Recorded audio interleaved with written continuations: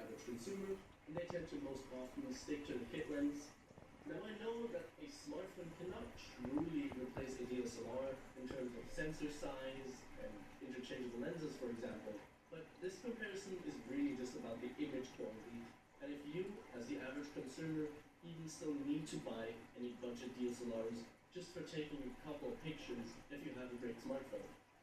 Now the last camera comparison which I did, a lot of people didn't like that I limited the RX 100 to f3.5.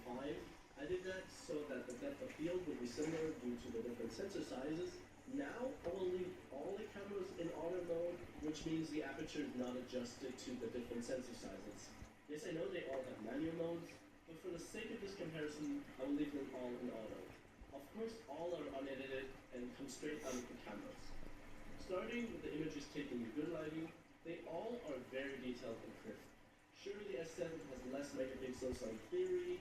When you zoom in, it isn't as sharp, but it actually often was even the sharpest out of all of them. In terms of colors, the S7 tends to take warmer looking images, while the Z5 is slightly more cooler. The D3200 often is very accurate, but also slightly more on the cooler side. Most of the time I prefer the S7 due to the saturated colors, which are pleasing to the eye, but the D3200 is probably the most realistic. For outside images, I know that the S7 was just going to perform amazingly, but the Z5 really surprised me and it was very close. I really like the bright saturated colors in both of them. Inside, the Z5 isn't as great as the S7 most of the time, but it still is fine. White balance is good on all of them, but the S7 is usually the most accurate one. Just speaking in terms of it doing it automatically. In terms of exposure, they all do fine.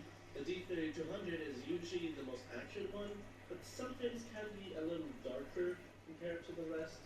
The others do fine, but especially the Z5 tends to sometimes overexpose, as you can see in this example of my cap. Dynamic range is also good, but it's probably the best on the D3200 due to the larger sensor, and the same goes for depth of field. It is just far superior, and you can really see that in the shot with the tulip or with the rain on the window. In terms of low light, there are some bigger differences.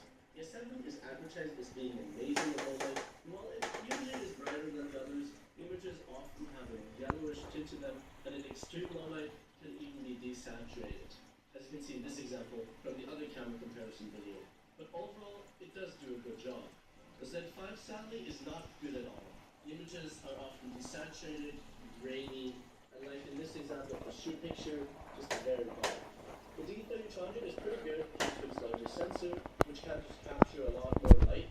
It mostly is better than the smartphones, but it isn't particularly good for a DSLR.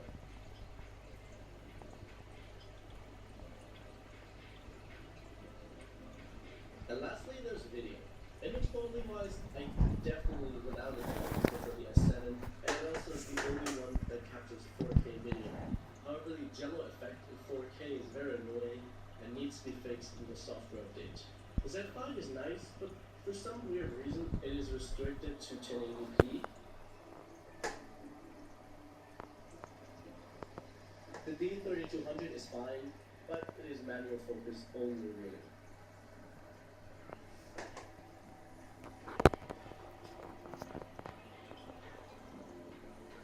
If you want to see any further video samples, all my older videos were shot in it, so you can go back and check those out and judge the image quality. In the end, all are great cameras. My favorite is still the S7, mostly due to the simplicity and how quick it is. Seriously, the autofocus is just insanely fast. Literally the fastest I've ever seen. I love it. The Z5 is great for outdoor shots with a lot of resolution, and I like the dedicated shutter button, but it didn't fully live up to the hype in my opinion. The D3200 is still a great camera, and since it's a DSLR, it has some advantages.